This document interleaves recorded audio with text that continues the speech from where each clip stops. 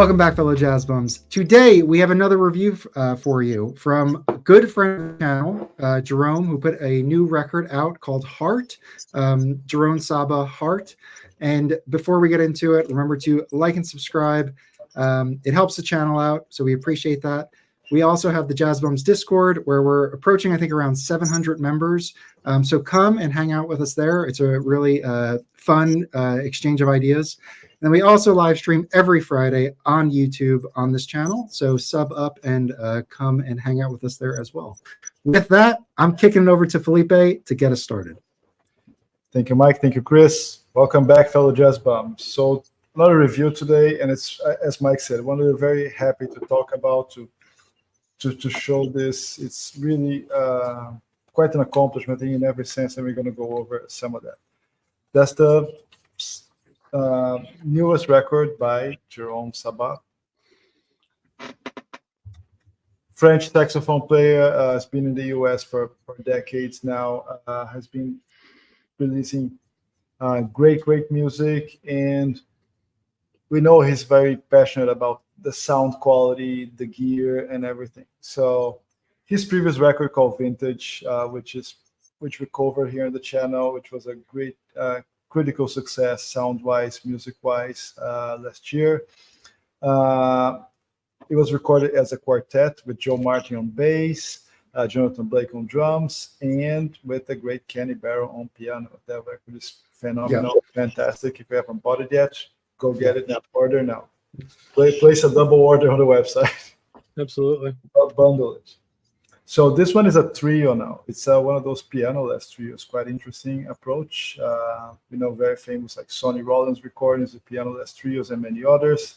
So he's again with Joe Martin. It's his good friend and partner in music. And on drums, the 81-year-old great legend Al Foster that played like tons of people. Most famous for his work in the 70s with no one less than Miles Davis, and for catching up when Miles came back in the 80s, and he's in so many recordings. I'm not going to even try to list here because it would just be pointless.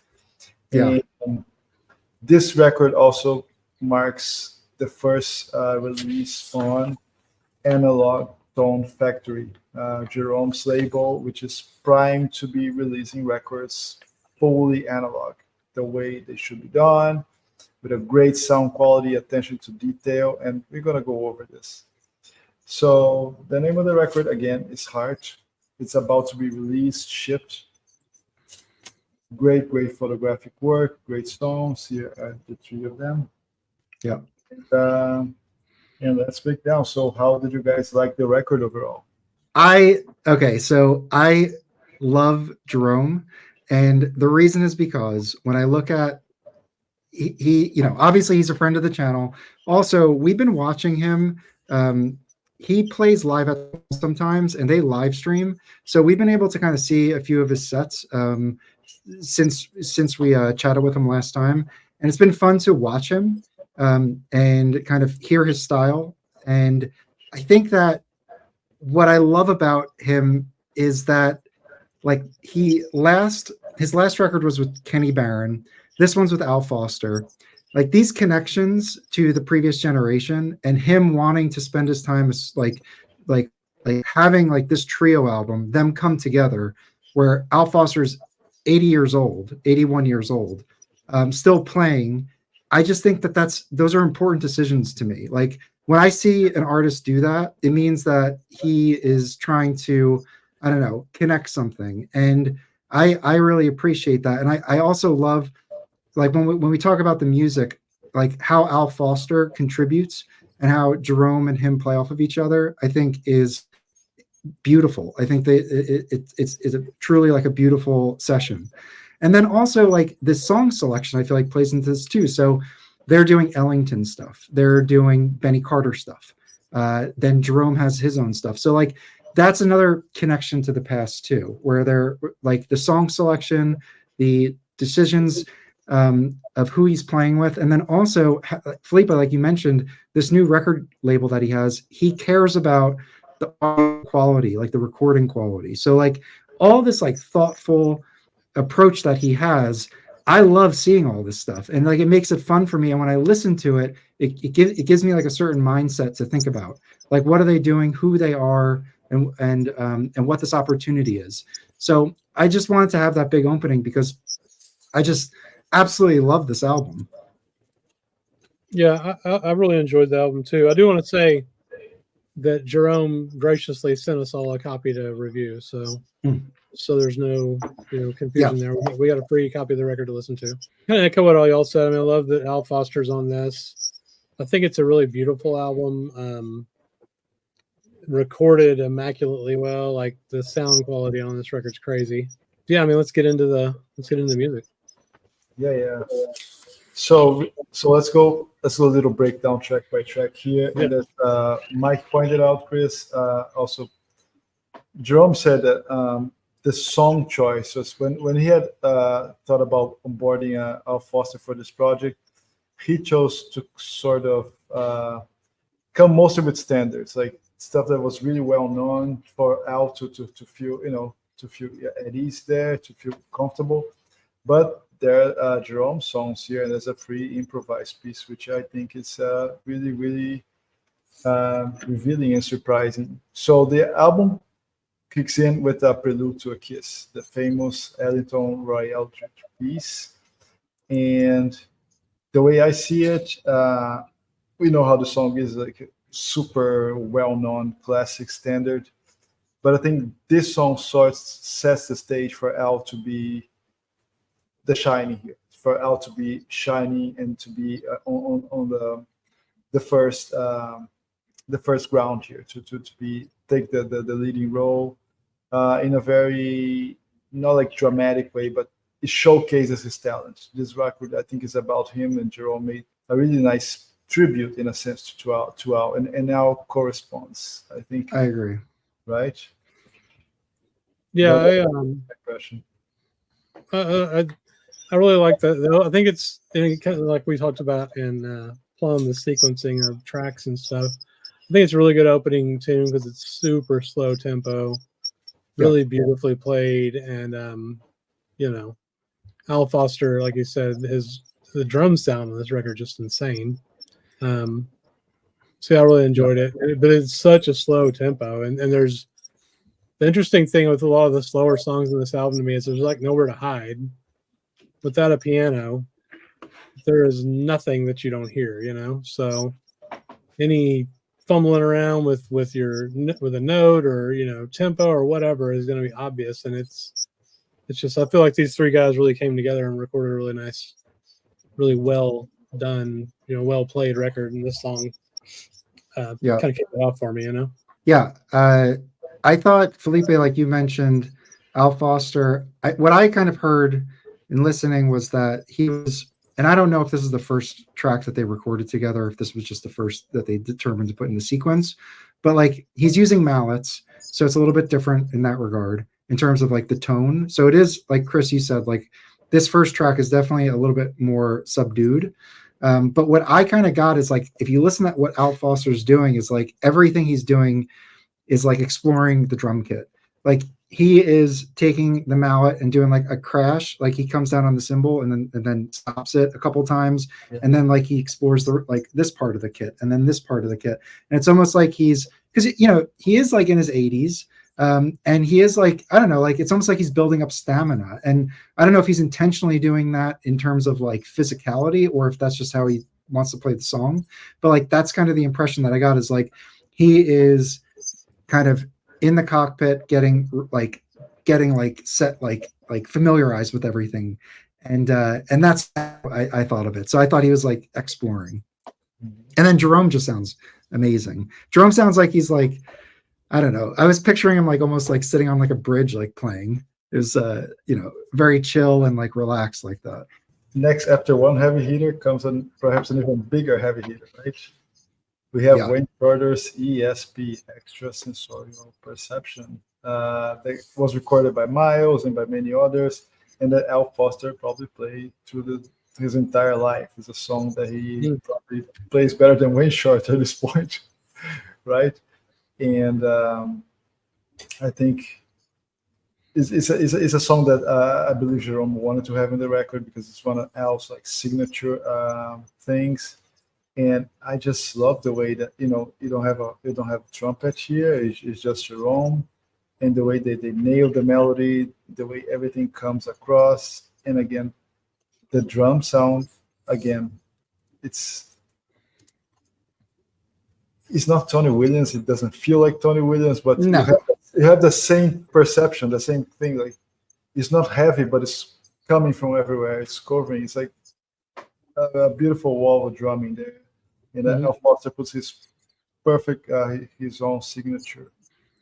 I was kind of struck by how, like gentle this version of ESP is. You know what I mean? Just like and tasteful and there's like emotional content, right? Like Jerome's playing on this whole record is just so beautiful, man. It's just, I'm going to say it like 100 times, but it's just the sound. When we interviewed him, he talked about working on his sax sound a lot, and it's just really a nice tone. So I enjoyed it. I went and actually listened to ESP, the Miles Davis version too, to kind of compare, and that's why it just felt like it was a different take on it, but it was I don't know, gentle, I guess, and I don't know what else to say, Yeah, Chris, you said tasteful. I actually wrote tasteful down 3 times in my notes. I felt like that's exactly how to describe Al Foster's like playing, because he isn't Anthony Williams. He's he's in his 80s, so I mean his like choices are great, and I think in this ESP he has like 5 different solos. And it's again like, so that first track, what appears to me is like he's exploring the kit. This next track, this is probably the most fiery track on the record, although there's some other stuff, but this is probably the most fiery.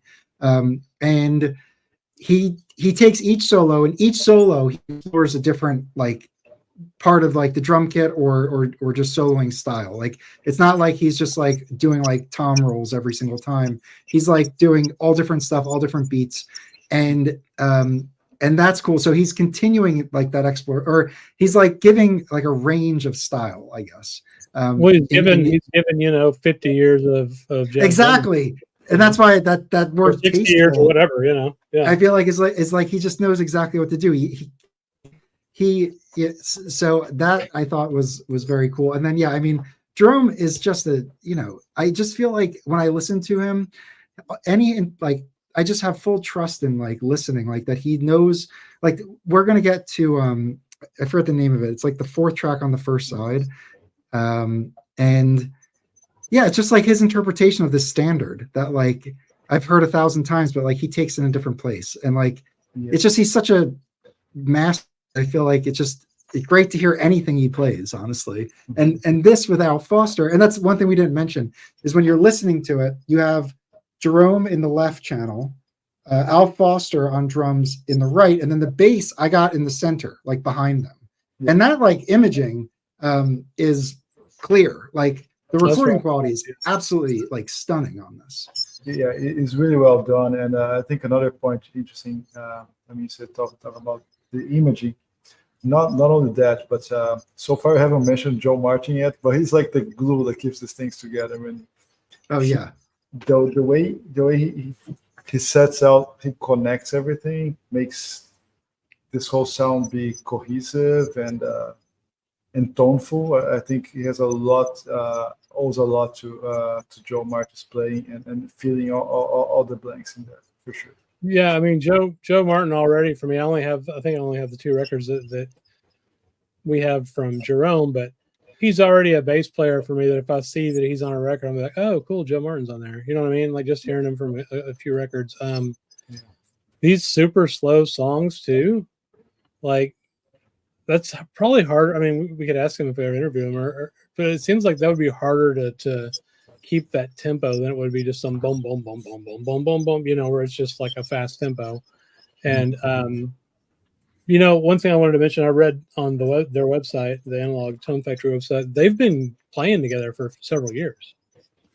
Jerome and Joe and Al Foster, like they've been doing gigs together for quite a while. Right. So that explains why they're so freaking tight. It's just anyway. Yeah, and this session, if I'm not mistaken, was recorded 2 years ago. Oh, okay. Yeah, he was under on the sleeve there. Yeah. That's freaking Power Station, dude, which is insane. Right? Oh yeah, for sure, for sure. Yeah. So next we have the only like fully solo Jerome's composition. It's a song called Heart, which gives title to the album. It's like a more like swinging piece, mid tempo, and after Jerome was presenting the song, Al liked it. I said, okay, let's record this one too. It's not as predicted initially as one of those standards they were going to record, but Al ended up liking the song. I said, okay, let's do it.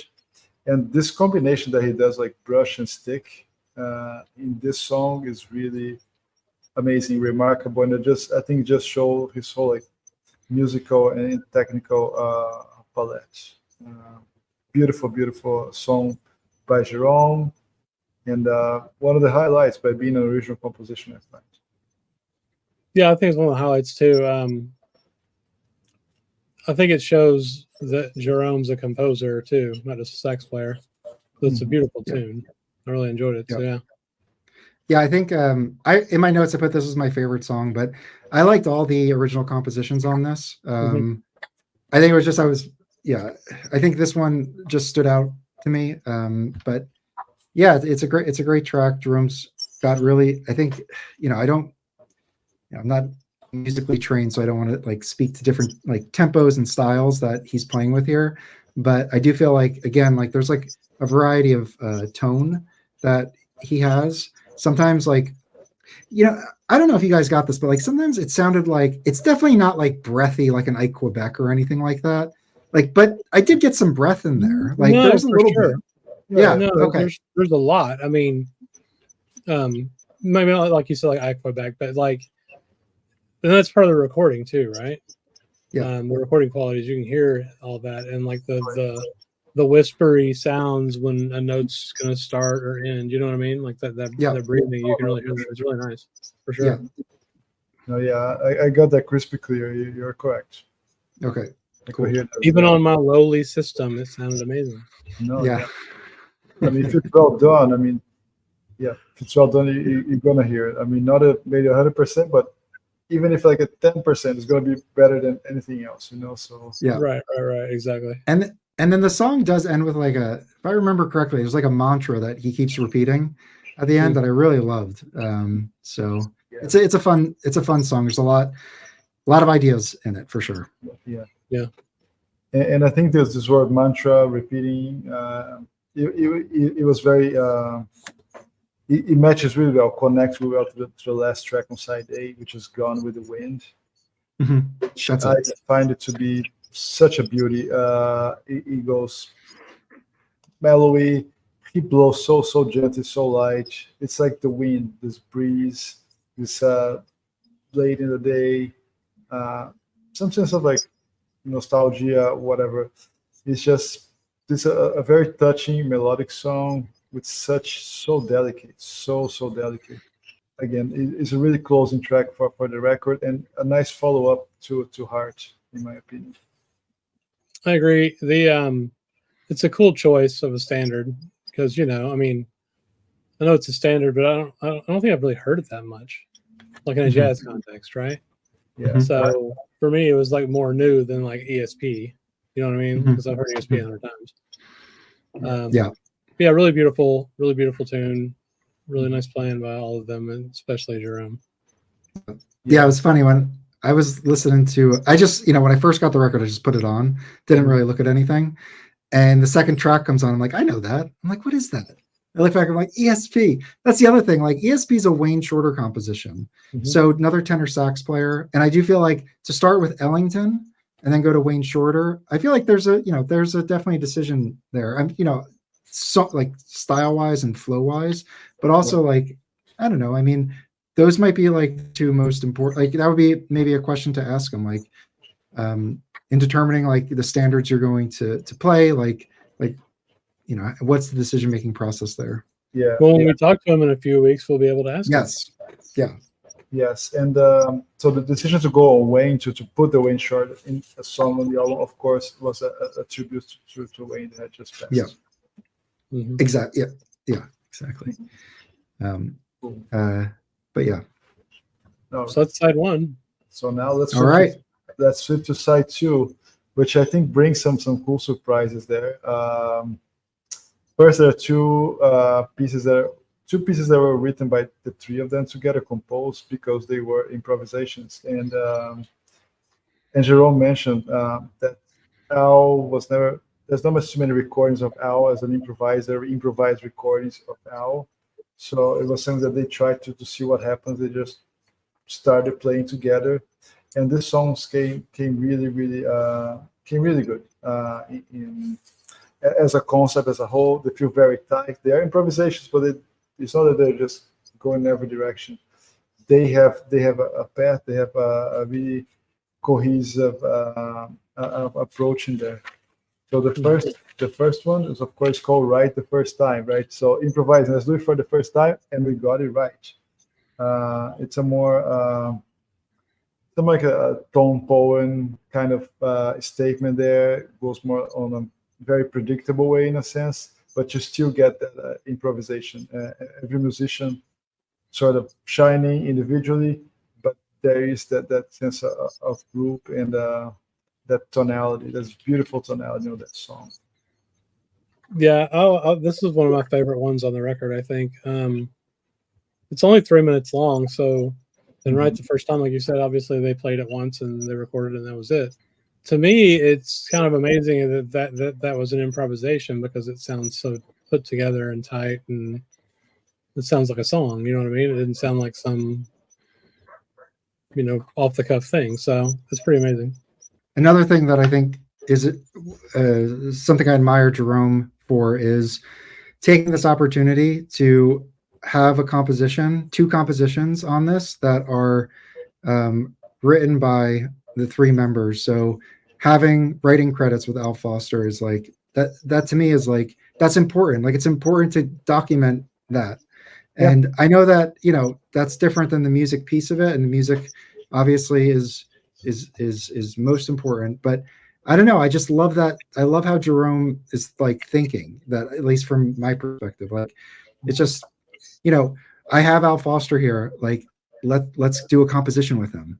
Nobody could ever take that away. Like I composed something with Al Foster. Like, and Felipe, I know you didn't mention this in the upfront because the list is so long, but I like in my notes I like wrote down just who Al Foster played with, and it's insane. Well, I mean, so there's Miles, McCoy Tyner, Kenny Barron, Cedar Walton, Joe Henderson, Duke Jordan, Dave Liebman, Blue Mitchell, Frank Morgan, Art Pepper, Cecil Payne. These are lead records. These guys are leading records, and he's drums on them. Yeah. Cecil Payne, Sonny Rollins, Dexter Gordon, Donald Byrd, Jimmy Heath, Bobby Hutcherson, Yusuf Lateef, Sam Jones, Illinois Jackett, Horace Silver, Joe Lovano. Like it's just It's everybody, man. It's just like yeah. And actually, Blue Mitchell's the thing to do was his very first recording. Oh, wow. Okay. Yeah. Yeah.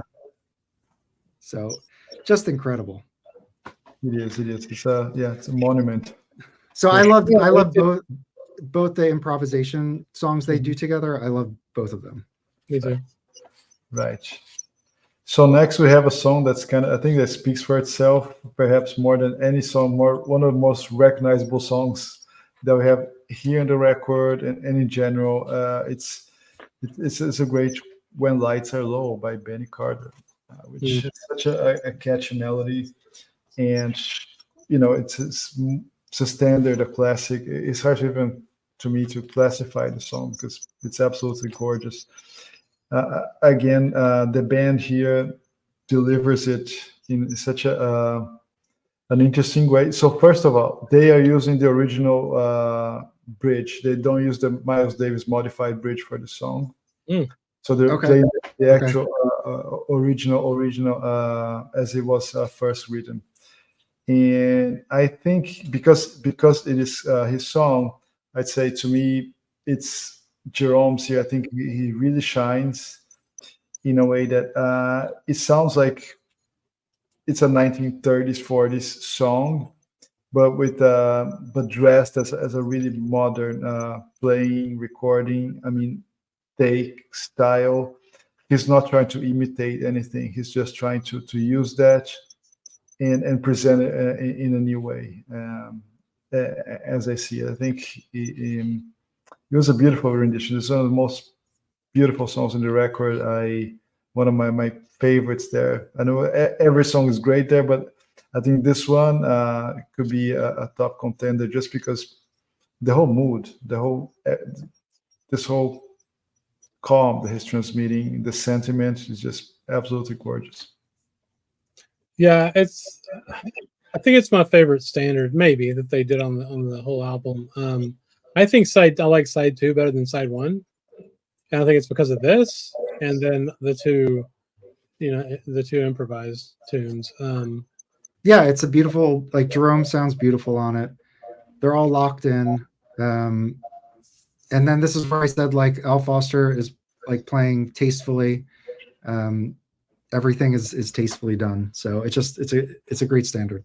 I mean, the whole album kind of goes like, this isn't a fiery hard bop record, right? It's a laid back, yeah, beautiful, and really enjoyable listen. So ESP gets a little fiery, but to your Sure. point, Chris, it's not, it is still kind of like a pretty chill record overall. Oh, for sure. Yeah. Well, yeah. So next we have the second improvised piece, which is called "Lead the Way." This has more like a funky, has a lot more groove in the song. It's more like upbeat, up tempo there. Again, being a collective improvisation, there's a little bit for everybody there. And "Lead the Way" is like, okay, you do it now, then I do it now. That's kind of how it sounds. They're like sharing their duties on the song. And I really like the bass and saxophone line here, kind of playing along with each other around 3/4 into the song. Terrific, fantastic, great piece there, and they really nailed One More Time. They need to do like a 4 LP box, man, of just them 3 improvising. Yeah. It'd be pretty sweet. Yeah, this was also like a top choice of mine. My 3 favorites were Heart, and then these 2 improvisation pieces on this. Everything else is great too, but those are my favorites. Next, we have the somehow classics track there also. Jerome, of course, it's probably a choice or like a learning for every saxophone player to go through Body and Soul, right? This genre technique defining song, as we were even chatting earlier, made it immortal by Coleman Hawkins' interpretation. And Jerome actually recorded the song in the past. In the liner notes, he says, I just realized I had recorded earlier, and to him was a really interesting counterpoint to see how much he evolved, quote unquote, and changed his approach and has a lot more. He's so much better at playing standards, and I think this record makes it really clear as well. Beautiful solo by him, really great interpretation there of the song Body and Soul, going in the again Hawkins tradition, but not trying to emulate Hawkins. I think once again, and I think it's a great closure statement on the album. Again, with a very beautiful, subtle, and full of heart playing by the 3 musicians. Yeah, that's. I think heart is the right name for the whole thing. Yeah, I think that this album definitely, to echo what you're saying, definitely demonstrates that Jerome is a master of standards. Like, he can do standards records, and it's like, oh, these are important versions of important, awesome versions of these tunes that we've all heard before, right? Yeah, I mean, this is a slow ballad. I think it's again beautiful, and it takes the listener out of this kind of full experience. And I think that just hearing these guys play together, it was just a pleasure. Honestly, it's it's just interesting to have the context of at least what I feel like the context is, which, hopefully we'll learn more when we speak with Jerome. But yeah, and understanding what they're trying to accomplish, their histories, and that there is a lot of soul and care and history that is a part of this this session. And I think it was a total success. Mm-hmm. Yeah. I think it comes across in music and graphic design. I mean, the graphic designs of his covers, the past like 3 or 4, following the thematics with the white tag up there. Beautiful photography. And this one is in color, actually, not in black and white, as the 2 previous records by Jerome, following the same thematics. And I think just one more thing that's important, right? For the folks that are catching us for the first time, if you want to know who Jerome is, we're going to have a link. We interview and have a really great conversation with him back a few months ago. And we're going to have another one coming soon, talking about the label, the work on the record, and everything else. Yeah. So I wanted to talk about like some of the technical details of the album. Okay. They're all listed here, right? I mean, and we can talk about like the new label, because this is kind of the recipe for what they're doing, right? So it was recorded by James Farber at Power Station, New York. So James Farber is like one of the best, maybe the best jazz recording engineer that's alive. Power Station is just like a completely legendary recording studio. I mean, there's all kinds of stuff that's been recorded there. So they recorded live to half-inch, 2-track analog tape on their custom Ampex 351 at 30 IPS. Mm-hmm. Which is kind of crazy. So so their recorder is awesome. On their website, they talk about all the gear they have, and that they have that thing totally rebuilt and converted from 1/4 inch to 1/2 inch, and for it to have the ability to record at 30 IPS. So that was pretty cool. Absolutely. And those records are pressed at Got a Groove and cut by Bernie Grundman himself. Yeah, on his all tube cutting system. I mean, it's just what we all would look for in a record, quality wise. Yeah, Jerome does it right. And this is technically the first release on his new record label. Yeah. And when we speak with him, I think we all want to ask about like, what's his vision for it? Is it for him, for his records, or does he want to include other artists? So this is pretty exciting stuff that he's doing. Yeah, let's support and listen. It's great music and deserves to be listened and shared, and everything. And that support who's doing things independently. Very important these days. Yeah. All right, everybody. So we are going to drop a bunch of links in the description, including a link to Jerome's website, where if you're interested in this, you can go check it out. We'll also link to our last interview with him, and let us know what you think. Do you have any of his previous albums? What do you think about the recording quality? What his recording philosophy is? And are you going to pick this album up? Remember to like and subscribe, and we will see you next time. See you next time. Hey, everybody.